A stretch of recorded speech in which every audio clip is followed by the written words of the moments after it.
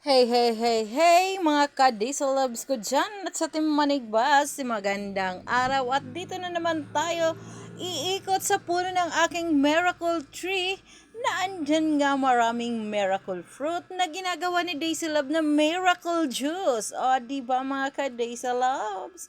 Madali lang ang pagluluto niya na ipakita ko na sa mga previous upload videos ko na nandyan.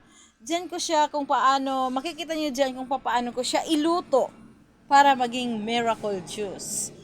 Hindi ako nagpo-promote ng any kind of medication, but para sa akin, personally use namin yan ng pamilya ko ang miracle juice na yan kasi maraming health benefits talaga na ibibigay namin. Katulad ko lang, tested and proven, and this is my personal testimony dahil hindi na ako uminom ng aking maintenance talaga, high blood, o di ba?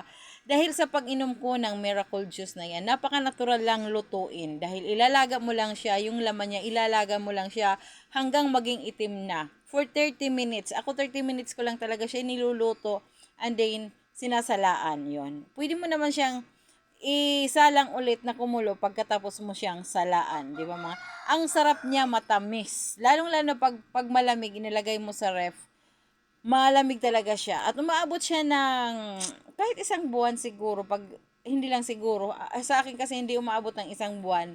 1 week pa lang, ubos na talaga siya. Kaya weekly akong nagluluto niyan dahil maraming bunga. Diba?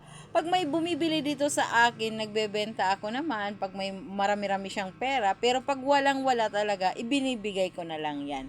Kaya sa malapit sa akin dito sa Catbalogan City, Samar, nandito lang ako. Punta kayo dito sa bahay kung gusto nyo ng miracle fruit.